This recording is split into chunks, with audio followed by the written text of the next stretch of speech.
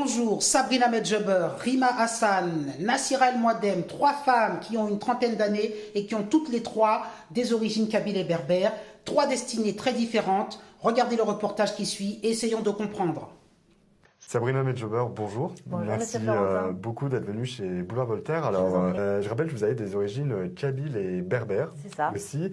Je trouvais ça important de vous inviter parce que vous êtes quelqu'un, je trouve, qui fait honneur en fait à la France dans votre combat, votre attachement, votre amour pour la France.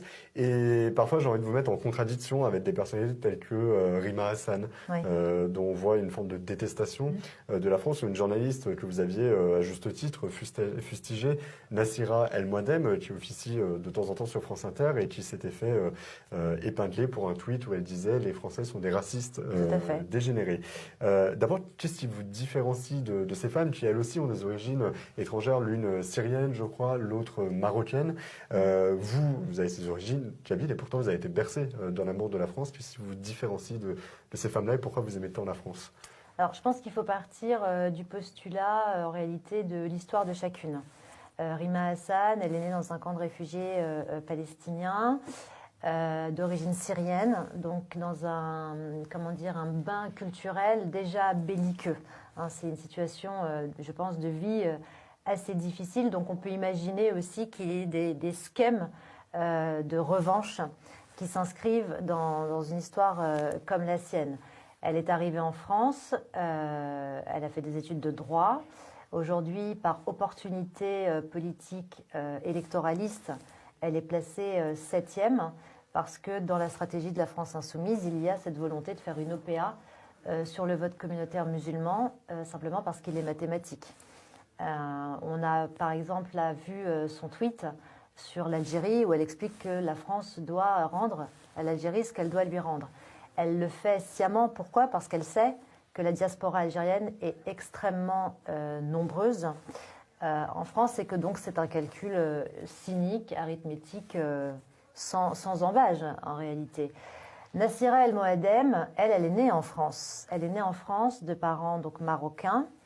Et j'imagine, alors je ne sais pas d'où elle vient précisément, mais j'imagine que pareillement, il y a dû avoir un narratif dans son éducation, au sein même de sa famille, une éducation qui est identitaire, c'est-à-dire le primat de la nationalité d'origine sur la nationalité du pays qui t'accueille.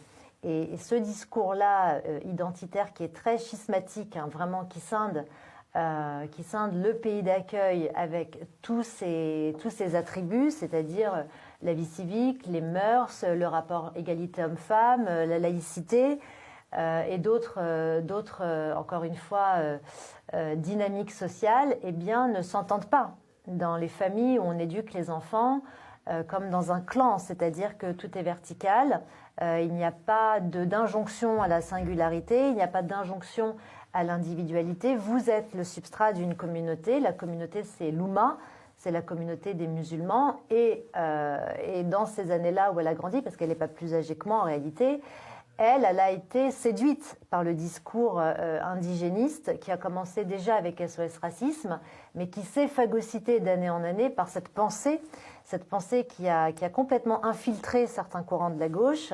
Et cette pensée, elle s'appuie sur quoi ? Elle s'appuie sur le décolonialisme, elle s'appuie sur l'indigénisme.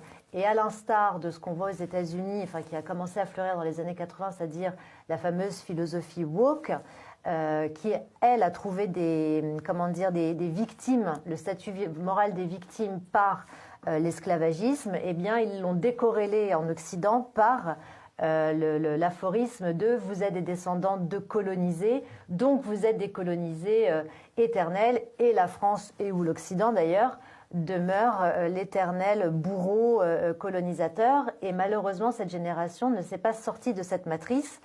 Et j'ai bien même l'impression que ça ira de mal en pis, puisqu'avec toute l'exacerbation du conflit israélo-palestinien qui ne fait qu'agiter les passions identitaires, qui ne fait que exalter les tropismes les plus archaïques de détestation de l'autre, on n'est pas prêt de s'en sortir. C'est la raison pour laquelle on a vu ce tweet où elle insulte la France son pays. On a peut-être parfois une double nationalité. J'ai la double nationalité, par exemple.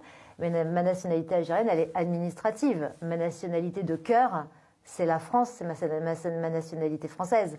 Et la différence est là, je pense. Comme Victor Hugo, j'aurais voulu naître français pour dire « Oh France, que je t'aime, que je te choisis ».